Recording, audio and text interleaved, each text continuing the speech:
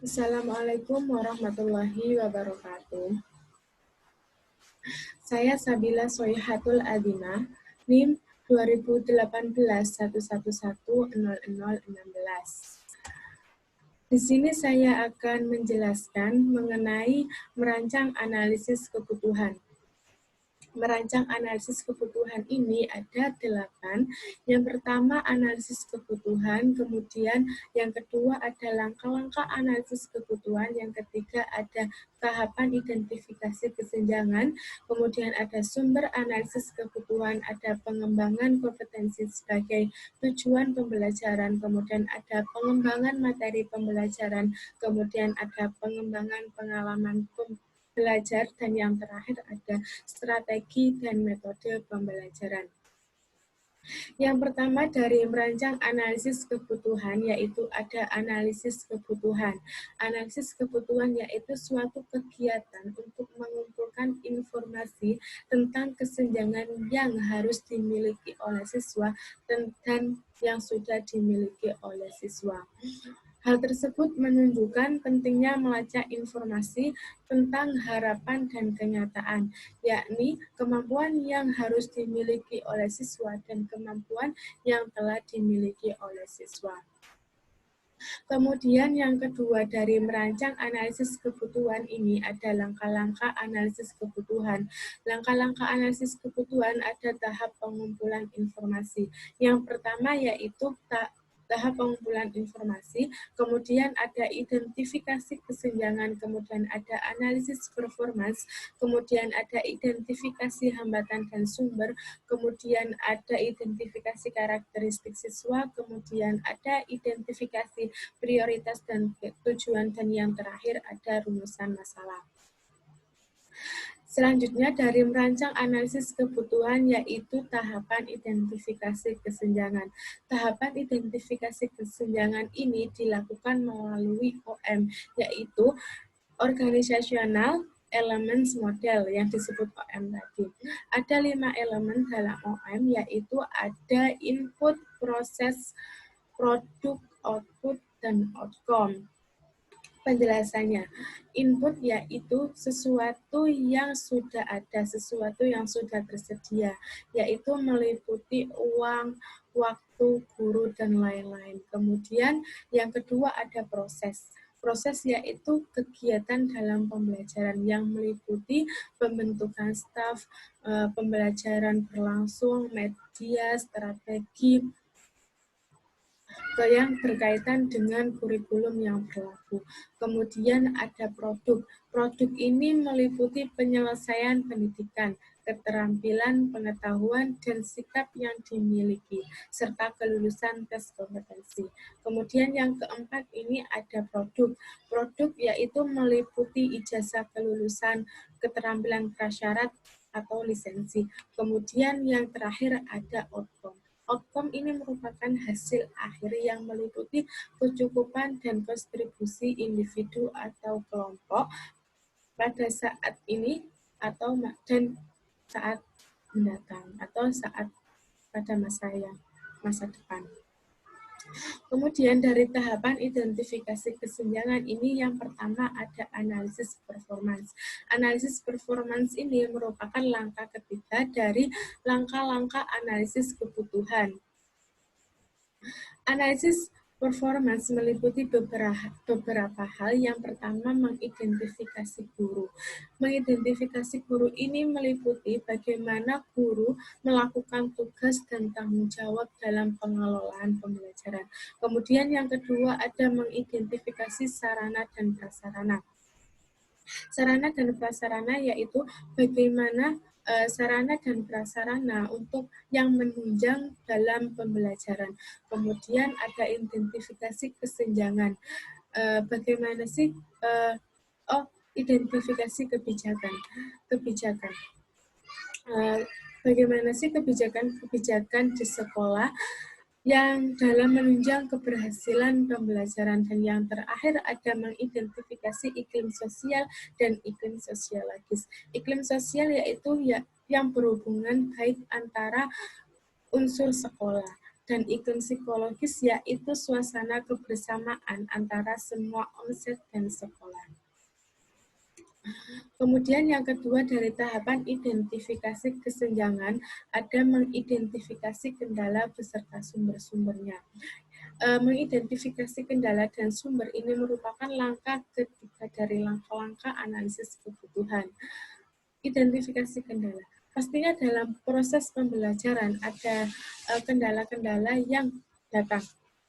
Kendala-kendala yang berpengaruh dalam proses pembelajaran yang meliputi dengan waktu, fasilitas, bahan, pengelompokan, dan komposisinya, yang lain-lain.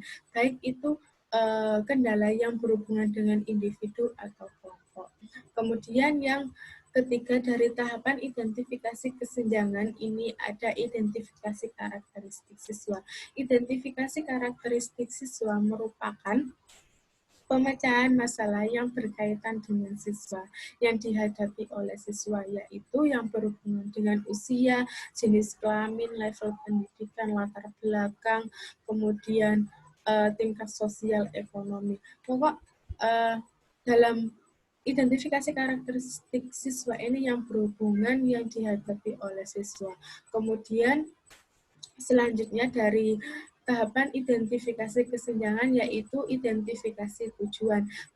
Dalam identifikasi tujuan yaitu mengidentifikasi atau menjustifikasi kesenjangan antara apa yang terjadi dan apa yang akan dihasilkan. Apa yang terjadi dan apa yang dihasilkan itu melalui penentuan skala dan prioritas dari setiap kebutuhan. Kemudian yang terakhir adalah dari tahap identifikasi kesenjangan ada menemukan permasalahan dalam proses pembelajaran. Dalam proses pembelajaran pastinya ada masalah-masalah yang berpengaruh dalam proses pembelajaran. Kemudian permasalahan-permasalahan itu dibuatkan rumusan masalah yang ditulis secara singkat, jelas, dan padat. Singkat, padat, dan jelas. Kemudian yang keempat dari merancang analisis kebutuhan ini ada sumber analisis kebutuhan. Sumber analisis kebutuhan ini ada analisis kebutuhan akademik dan ada analisis kebutuhan non-akademik. Analisis kebutuhan akademik yaitu kompetensi yang harus dimiliki oleh siswa sesuai kurikulum yang berlaku. Sesuai dengan kurikulum yang berlaku. Berarti misal kurikulum yang berlaku itu KTSP, bahwa yang tercermin dari KTSP yaitu standar isi dan standar kompetensi. Standar isi dan standar kompetensi itu merupakan standar minimal yang harus dicapai oleh siswa. Kemudian yang kedua itu non-akademik. Sumber analisis non-akademik. Analisis non-akademik yang dibutuhkan oleh siswa bukan hanya akademis saja, non-akademik juga dibutuhkan oleh siswa yang berhubungan dengan minat dan bakat siswa. Untuk dalam proses analisis non-akademik ini, menganalisis kebutuhan non-akademik ini untuk menjaring berbagai tuntunan dan kepentingan masyarakat yang perlu dikembangkan di sekolah sesuai dengan minat dan bakat siswa. Kemudian selanjutnya yaitu pengembangan kompetensi sebagai tujuan pembelajaran. Yang pertama ada pengembangan kompetensi sebagai tujuan pembelajaran, kemudian ada tujuan umum dan ada tujuan khusus. Pentingnya perumusan tujuan pembelajaran. Tujuan merupakan hal atau suatu yang penting dalam proses pembelajaran. Maka apa? Yang pertama, rumusan tujuan yang jelas dapat digunakan untuk mengevaluasi keberhasilan pembelajaran. Di mana keberhasilan itu berhasil. Pembelajaran itu dikatakan berhasil jika dapat mencapai tujuan pembelajaran. Kemudian yang kedua, tujuan pembelajaran sebagai pedoman dan panduan belajar siswa. Sebagai pedoman bagi guru untuk membimbing belajar siswa. Kemudian yang ketiga ada tujuan pembelajaran dalam dapat membantu dan mendesain sistem pembelajaran, yaitu guru mendesain atau memberikan materi pembelajaran sesuai dengan strategi dan metode pembelajaran itu bisa menjadikan pedoman dari tujuan pembelajaran. Kemudian yang keempat, tujuan pembelajaran juga digunakan sebagai kontrol dalam menentukan batas-batas dan kualitas pembelajaran. Kemudian yang kedua, dari pengembangan kompetensi sebagai tujuan pembelajaran ada tujuan umum dan ada tujuan khusus. Tujuan umum dan tujuan khusus. Yang pertama ada hierarki tujuan pendidikan, yang kedua ada klasifikasi tujuan pendidikan. Hierarki tujuan pendidikan. Tujuan pendidikan itu memiliki klasifikasi dari dimulai dari tujuan yang sangat umum sampai tujuan yang khusus yang bersifat spesifik yang dapat diukur sesuai dengan tingkat pendidikan tertentu. Kemudian yang kedua ada klasifikasi tujuan pendidikan. Bentuk perilaku sebagai tujuan harus dirumuskan dapat digolongkan dalam 3 klasifikasi atau dalam 3 bidang, yaitu kognitif, afektif, dan psikomotorik. Kognitif yaitu yang berhubungan dengan cara berpikir, kemudian afektif yaitu sikap, kemudian psikomotorik yaitu tingkah laku. Dalam klasifikasi tujuan pendidikan juga ada tujuan dan kompetensi. Tujuan pendidikan dirumuskan dalam bentuk kompetensi. Kompetensi adalah perpaduan dari pengetahuan, keterampilan, nilai, dan sikap yang direfleksikan dalam kebiasaan berpikir dan bertindak. Kompetensi sendiri diklasifikasikan menjadi 3 diantaranya, yaitu kompetensi lulusan, kompetensi standar, dan kompetensi dasar. Kompetensi lulusan yaitu kemampuan minimal yang harus dicapai oleh peserta didik setelah tamat pada satuan pendidikan tertentu. Kemudian kompetensi standar. Kompetensi standar yaitu kemampuan minimal yang harus dicapai oleh anak didik dalam menyelesaikan suatu mata pembelajaran tertentu. Kemudian kompetensi dasar. Kompetensi dasar yaitu kemampuan minimal yang harus dicapai peserta didik dalam penguasaan konsep atau materi pelajaran yang diberikan dalam kelas pada suatu jenjang pendidikan tertentu. Kemudian selanjutnya dari merancang analisis kebutuhan ini ada pengembangan materi pembelajaran.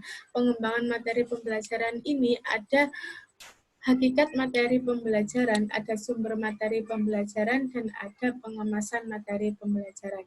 Yang pertama, hakikat materi pembelajaran. Hakikat materi pembelajaran yaitu yang berhubungan dengan bahan atau materi pembelajaran.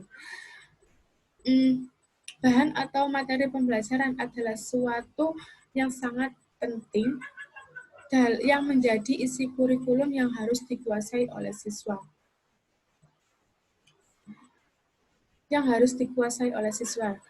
Mengapa sih kurikulum itu harus dikuasai, materi itu harus dikuasai oleh siswa? Karena dengan dikuasai oleh siswa dengan kompetensi dasar dalam rangka untuk mencapai standar kompetensi setiap mata pelajaran dalam satuan pendidikan tertentu. Dalam materi pembelajaran juga bisa diberikan dengan berupa fakta, konsep, prosedur, prinsip, dan keterampilan.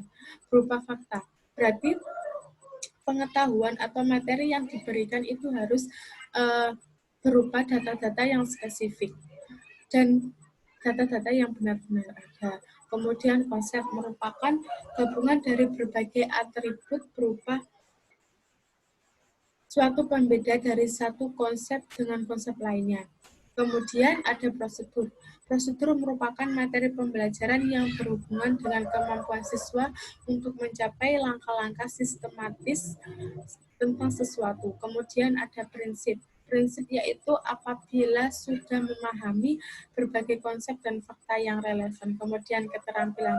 Keterampilan ini yaitu menunjukkan pada tindakan-tindakan sesuai yang dilakukan untuk mencapai tujuan tertentu. Kemudian selanjutnya ada sumber materi pembelajaran. Sumber materi pembelajaran itu pada umumnya hanya satu yang terpaut pada buku saja. Tapi di zaman yang era sekarang, milenial sekarang, sebagai peserta didik dan sebagai guru harus mampu mengolah teknologi dengan baik dan positif. Seperti mencari berbagai sumber-sumber yang ada di internet dengan cara membaca atau mencari sumber berupa jurnal, artikel, atau bacaan-bacaan yang lainnya. Kemudian tidak hanya itu, tempat dan lingkungan juga mempengaruhi adanya sumber pembelajaran. Tempat, misalnya di perpustakaan. Di perpustakaan bisa membaca buku-buku yang ada di perpustakaan. Kemudian lingkungan. Lingkungan adalah tempat yang sangat dekat pada kita, dengan kita. Dengan pada lingkungan kita bisa dapat dapat mendapatkan pengetahuan-pengetahuan yang positif, pengetahuan-pengetahuan baru yang ada pada dikeliling kita, yaitu di lingkungan. Kemudian selain itu ada orang dan narasumber. Orang dan narasumber juga dapat mempengaruhi kita dengan memberikan pengetahuan-pengetahuan baru kepada kita. Kemudian yang ketiga dari pengembangan materi pembelajaran yaitu ada pengemasan materi pembelajaran. Pengemasan materi pembelajaran ini agar pesan materi yang disampaikan itu bisa diterima oleh siswa dengan baik, sebaiknya dikemas dengan berbagai kriteria sebagai berikut. Yang pertama yaitu ada novelli. Novelli ini bersifat baru dan atau mutakhir, bahwa maksudnya yaitu pengetahuan atau materi yang disampaikan oleh guru itu harus bersifat baru. Bisa kita ketahui bahwa pengetahuan itu ada, pengetahuan itu bisa berkembang, dan kita harus menjadi guru harus benar-benar bisa mendapat pengetahuan itu yang baru, sehingga guru dapat memberikan materi pembelajaran kepada murid itu dengan menyampaikan pengetahuan yang baru. Kemudian yang kedua itu ada proximity. Proximity itu pesan yang disampaikan harus sesuai dengan pengalaman siswa. Kemudian yang ketiga ada konflik. Konflik ini materi itu sebaiknya disajikan dengan cara dikemas dengan baik, sehingga dalam proses pembelajaran itu siswa dapat menumbuhkan emosi dan proses pembelajaran dapat berjalan dengan baik, sehingga siswa itu dapat menimbulkan pertanyaan-pertanyaan yang siswa itu ingin tahu. Kemudian humor. Materi dalam pengemasan materi juga harus terkesan lucu, harus menampilkan kesan lucu, agar proses pembelajaran itu tidak bersifat monoton. Jika pembelajaran itu bersifat monoton, maka murid akan merasakan kebosanan, merasa bosan dan ngantuk. Itu yang merupakan hal-hal yang dapat tersampaikan. Hal-hal agar materi itu dapat tersampaikan dengan baik dan dapat diterima oleh siswa dengan baik. Kemudian yang selanjutnya yaitu dari merancang analisis kebutuhan ada pengembangan pengalaman belajar. Pengembangan pengalaman belajar ada hakikat pengalaman belajar, ada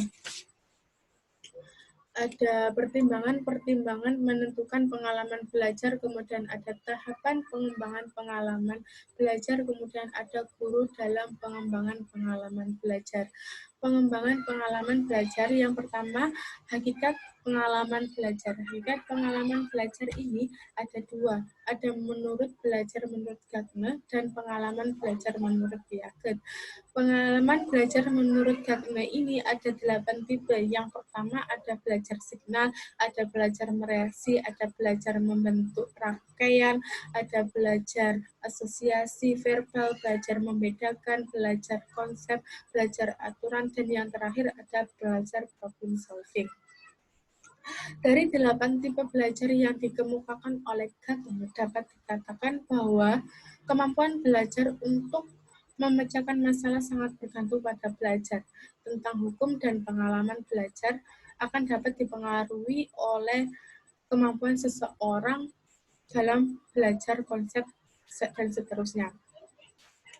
Hasil belajar yang dikemukakan oleh Gardner itu menentukan bahwa pengalaman belajar yaitu bagaimana yang belajar yang cocok yang dikembangkan oleh siswa sesuai dengan karakteristik siswa itu tersebut. Kemudian yang kedua ada pengalaman belajar menurut Piaget. Pengalaman belajar menurut Piaget. Pengalaman belajar menurut Piaget ini sebenarnya bagaimana individu itu memperoleh pemahaman berdasarkan pengalaman yang diperoleh. Kemudian pengalaman tersebut dapat menentukan strategi yang digunakan untuk merancang pengalaman belajar sesuai dengan tahapan dan tujuan belajar yang ingin dicapai. Itu menurut Piaget. Kemudian yang selanjutnya dari pengembangan pengalaman belajar yaitu ada pertimbangan-pertimbangan menentukan pengalaman belajar. Pertimbangan-pertimbangan menemukan pengalaman belajar yaitu yang pertama ada sesuai dengan tujuan atau kompetensi yang akan dicapai. Yang kedua sesuai dengan jenis bahan atau materi pembelajaran. Kemudian yang ketiga ketersediaan sumber belajar. Kemudian pengalaman belajar harus sesuai dengan karakteristik siswa. Untuk menemukan pengalaman siswa itu ada prinsip-prinsip. Yang pertama yaitu berorientasi pada tujuan, yang mana artinya pengalaman belajar itu dan keberhasilan siswa merupakan suatu hal yang untuk mencapai tujuan pembelajaran. Kemudian yang kedua ada aktivitas. Untuk mendapat pengalaman belajar, siswa harus melakukan aktivitas-aktivitas sehingga dapat menghasilkan pengalaman tersebut. Kemudian yang ketiga ada individualitas. Artinya mengajar adalah suatu usaha untuk mengembangkan sikap individu siswa. Kemudian ada integritas. Integritas ini mengajar bukan untuk mengembangkan kemampuan kognitif saja, tetapi mengembangkan kemampuan afektif dan psikomotorik itu juga diperlukan. Kemudian dalam menemukan pengalaman-pengalaman siswa itu juga ada prinsip khusus. Yang pertama yaitu interaktif, yaitu interaktif ini mengandung makna, kemudian inspiratif, kemudian menyenangkan, kemudian menantang, dan memotivasi. Kemudian yang selanjutnya dari pengembangan pengalaman belajar yaitu tahapan pengembangan pengalaman belajar. Tahapan pengembangan pengalaman belajar itu ada 3. Yang pertama tahap prainstruksion. Tahapan ini tahapan yang ditempuh guru saat memulai proses belajar mengajar. Kemudian yang kedua ada tahap instruksional. Tahap instruksional ini memberikan pengalaman belajar kepada siswa. Kemudian yang ketiga ada tahap evaluasi. Tahap evaluasi ini tahap untuk mengevaluasi atau merefleksi dan menilai tentang tindak lanjut dalam kegiatan pembelajaran tersebut. Kemudian yang keempat dari pengembangan pengalaman belajar ini ada guru dalam pengembangan pengalaman belajar. Ada beberapa kegiatan yang harus dilakukan guru, yaitu mengemukakan berbagai alternatif tujuan pembelajaran yang harus dicapai sebelumnya. Kegiatan belajar tidak hanya ditentukan oleh guru saja, tetapi siswa juga berhak merumuskan, berhak menentukan.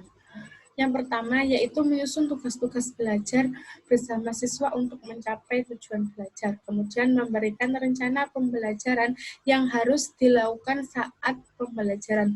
Kemudian memberikan bantuan dan pelayanan untuk mendorong kemampuan siswa, kemudian memberikan motivasi, membimbing dan mendorong siswa untuk giat belajar, dan yang terakhir yaitu membantu menarik simpulan. Membantu siswa untuk menarik simpulan. Kemudian yang terakhir dari merancang analisis kebutuhan yaitu strategi dan metode pembelajaran. Strategi dan metode pembelajaran ini ada pengertian dan ada jenis-jenis. Pengertian strategi dan metode pembelajaran. Pengertian strategi. Strategi pembelajaran yaitu perencanaan yang berisi tentang rangkaian kegiatan yang didesain untuk mencapai tujuan pendidikan tertentu. Kemudian yang metode pembelajaran yaitu rencana yang disusun dalam kegiatan nyata agar tujuan yang disusun dalam pembelajaran itu tercapai. Metode dapat digunakan untuk merealisasikan strategi yang telah direncanakan. Kemudian selanjutnya ada jenis-jenis strategi. Jenis-jenis strategi ini ada 3. Yang pertama ada strategi pembelajaran ekspositori. Strategi pembelajaran ekspositori ini yaitu strategi pembelajaran yang menekankan kepada proses penyampaian materi secara verbal kepada siswa. Dengan tujuan strategi ini bertujuan untuk agar siswa dapat menguasai materi pembelajaran secara menyeluruh. Tetapi dalam strategi ini banyak digunakan untuk guru, tapi hanya disampaikan hanya secara verbal saja kepada siswa. Kemudian yang kedua ada strategi inquiry, yaitu rangkaian kegiatan pembelajaran yang menekankan pada berpikir kritis dan analitis untuk menemukan jawaban dalam suatu permasalahan. Langkah-langkahnya yaitu orientasi, kemudian merumuskan masalah, kemudian merumuskan hipotesis, kemudian mengumpulkan data, yang terakhir ada menyimpulkan. Kemudian yang ketiga yaitu strategi pembelajaran kooperatif. Strategi pembelajaran kooperatif ini yaitu model pembelajaran dengan sistem pengelompokan. Strategi ini juga banyak diberikan guru kepada siswa. Sering sekali diberikan karena strategi ini merupakan suatu hal yang cukup efektif, suatu strategi yang cukup efektif diberikan. Karena prosedur pembelajarannya yaitu dengan penjelasan, yang pertama penjelasan materi terlebih dahulu, kemudian belajar dengan kelompok atau individu, kemudian penilaian, kemudian yang terakhir adalah pengakuan tim. Pengakuan tim ini yaitu, maksud dari pengakuan tim ini yaitu guru menunjuk salah satu tim yang paling menonjol atau salah satu tim yang paling berprestasi dalam proses pembelajaran. Terima kasih dari saya tentang penjelasan mengenai merancang analisis kebutuhan. Kurang lebihnya saya mohon maaf. Wassalamualaikum warahmatullahi wabarakatuh.